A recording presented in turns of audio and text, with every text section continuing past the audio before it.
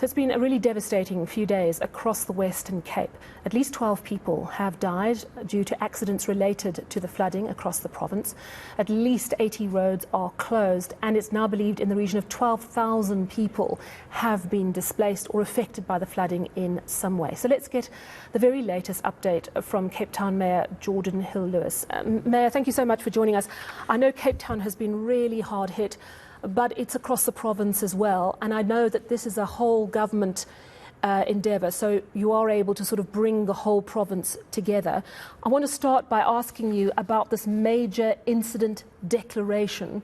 What is it? How does it differ for the declaration from a declaration of provincial disaster, for example?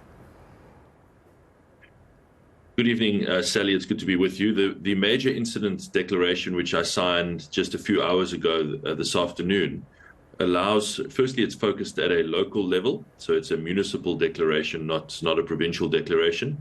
And it allows the city to unlock additional resources on an emergency basis to help with the cleanup and flood response. For example, a small matter is that the city only has a certain number of bulldozers and diggers available. We would like to get some more at very short notice, and this enables you to do so. It also unlocks potential funding, not guaranteed, but potential disaster funding from the national state. So, given the scale of the localized, very severe flooding that we are seeing in the city, and which I have seen personally around the city yesterday and today, there's no doubt in my mind that this is a major local incident and qualifies under the definition to be declared as such. And might you need to, would it help also to have a declaration of a provincial disaster? I mean, that's slightly out of your purview, but is it on the table? I haven't yet spoken to the Premier about that. I'm sure that it is something that he must be considering, but I will speak to him later this evening, and we'll get his insights into whether he's considering doing so. Of course, the flooding has not affected the entire province. It's large swathes of the province, particularly along the southern coast, and in fact, in many places worse, much worse than the city of Cape Town. But I haven't spoken to him about that specifically. How many people have been affected? I mean, I've heard estimates in Cape Town itself, 6,000, but our reporter Kevin Brunt was telling us in the last hour that as many as 12,000 people could have been affected by these floods. I must tell you, Sally, I think that that's a very conservative number. When you look at the numbers of informal settlements in particular, which are built in low-lying areas on riverbanks, in natural floodplains and wetlands and so on, those places might be reasonably dry during a normal winter, but this is no normal winter, and many thousands of shacks are inundated with water in Cape Town. The worst being in the eastern part of the city, as you said in your introduction, in the what we call the Helderberg area. That's Strand, Solaris Pass Village, Lwandle, a place called Rusterkamp, informal settlement. That's really the worst, but certainly not limited to there. It's many thousands of families that are affected, just in the city. And in the city, are all those people, have they got temporary accommodation? How long will they need it for? We have got several hundred people staying in town hall, municipal community halls, and a couple of churches as well. We hope, obviously, that they will not be there too long, that we can help to get water away and back into rivers and so on. But there are many thousands who are, having to live with friends and family, or may indeed be having to stay in their accommodation or in their structures, even though they are flooded, which is really very unpleasant. Yeah, very difficult times indeed. We know, as you say, that areas near the coast have been very badly affected, and it seems that those mopping operations continue. At lunchtime, it was estimated that some 87 roads had been closed in the province. Do you have a current update, and then get specific about the main roads leading in and out to Cape Town? Well, earlier this afternoon, Solari's Pass was reopened. I think the teams did a great job to get that reopened. That's a major arterial entry point into the city. So that is reopened. We have still got many roads inside the city. I can't really give you an update on the provincial level. The last update I have is the same one that you have from earlier this afternoon. But I know that the cleanup crews are working around the clock to try and get as many roads and access points open.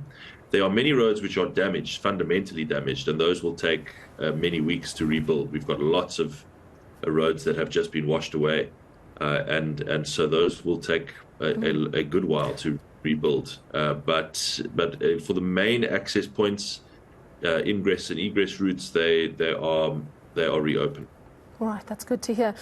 Talk to me about Chapmans Peak, because it's been closed, and we know that Chapmans Peak was closed, I think, a few years ago for quite an extended period of time. What is the damage to Chapmans Peak, and how long is it likely to stay closed?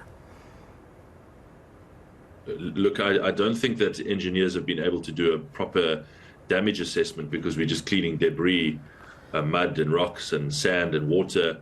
But it's going to be closed for a good while. I would say, provided there's no serious damage, probably at least another few days. And if there is serious damage, then much longer than that, I'm afraid. And talk to me about the dam levels. This morning we heard that the Kloof Dam, which I think supplies water to a large part of Cape Town, was 114% full. Dams were being opened. Has that stopped? Has everything gone back to sort of fairly normal, manageable levels? Or might dams have to reopen their gates in the coming days? No, so far as I know, most of the dams are open right now and will remain open, I think, for a good few days. I know that Vemershoek and I believe Kloof as well was open at full throttle today, dumping water downstream. I think that has been slightly relaxed to manage water levels downstream. And the last report I got was that they were at what they call stage 3 sluice gates open. I know we get confused by all these stages with load shedding, but essentially the half of the sluice gates were open. So there is enormous amounts of water heading downstream all around the Western Cape dam system. So is it fair to say that people should still be very, very cautious around rivers because they are still very deep?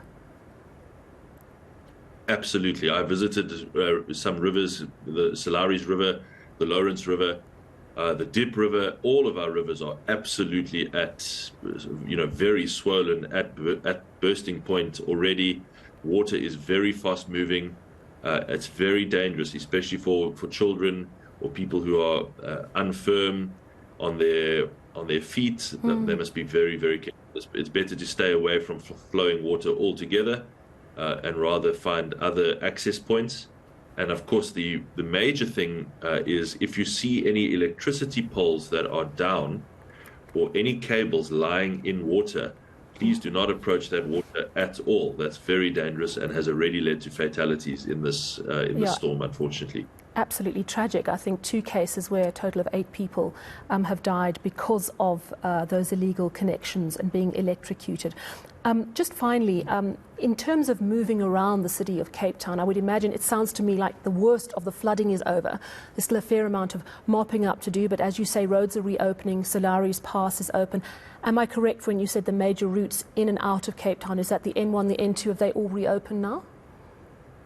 Yes, they are all reopened now. There's some of the other smaller main arterial routes like Baden-Powell, for example, still have a lot of water on the road. They are open, but people should proceed with great caution there. But yes, all of the main arterials are open. It is now dealing with those damaged roads, starting to rebuild them, getting electricity poles back up, getting services back up and running, and then, of course, dealing with the most difficult thing, which is those households, those families that are living in very wet conditions. Yeah, and let's spare a final thought for them. As you say, there are several hundred being housed. Does the city have a solid plan? I know that a lot of NGOs are stepping in as well. Yes, I must thank you for raising that. I must give them my massive thanks. They have, they are just remarkable.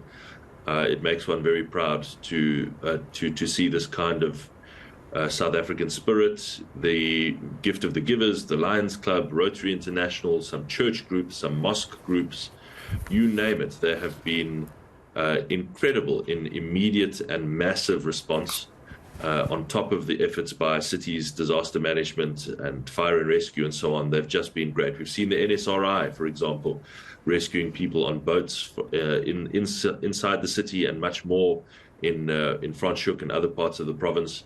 So it's just been a wonderful effort to see and ongoing throughout the night tonight, and as long as it takes to try and restore some normalcy.